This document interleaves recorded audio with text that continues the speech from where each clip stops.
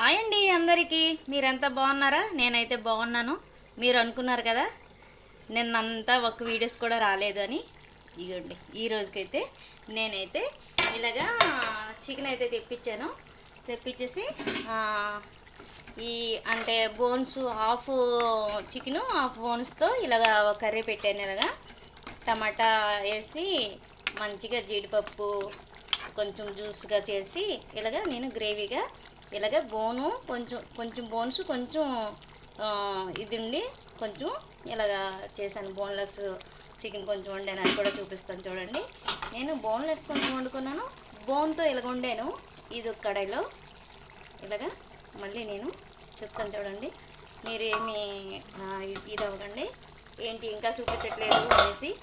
ఇదిగోండి ఇదైతే బోన్లెస్, ఇది బోన్లెస్ వండాను ఇలాగ. ఇది చపాతీతో బోన్లెస్ అండి. ఇది కూడా గ్రేవీ లెక్క చేశాను, చూసారు ఎంత బాగా వచ్చిందో.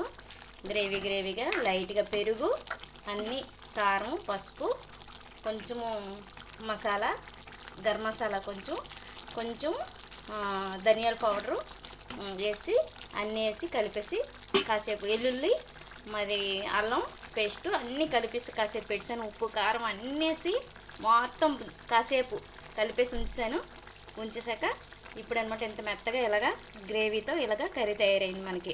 ఇది బోన్లెస్. ఇది ఇక బోన్స్ సగం కొంచెం ఆ మాత్రం చికెన్ దీనికి అది కలిసే ఉంది కొంచెం స్కిన్తో. ఇదిగోండి ఇదైతే ఇలా పెట్టుకున్నాను. ఇదైతే రైస్తో తినడానికి బాగుంటుంది, ఇదైతే చపాతీతో తినడానికి బాగుంటుంది. అందుకని నేనైతే ఈ రెండు విధాలుగా చేశానండి. ఫ్రెండ్స్ మీకు కూడా ఇలా నచ్చితే ఇలా చేసుకోండి. ఎప్పుడైనా మీరు ఒకవేళ కానీ చికెన్ తెస్తే ఒకే లెక్కలో వండికండి, ఎప్పుడు కూడా అది ఒకే రకంగా ఉంటుంది. అప్పుడు చికెన్తో అంటే ఇప్పుడు మనం వడతో కానీ చపాతీతో కానీ తినాలంటే బోన్లెస్ ఇలాగా మంచి జ్యూసీగా నేను చెప్పిన ప్రకారం వండండి, బాగుంటుంది. ఇదైతే ఇలాగా మనకి రైస్తో అయితే ఇలాగ బాగుంటుందండి. అందుకని నేనైతే ఇలాగ వండాను. మీకు నచ్చితే లైక్ చేయండి, షేర్ చేయండి, సబ్స్క్రైబ్ చేయండి. ఓకేనా అండి? అందరికీ బాయ్ అండి.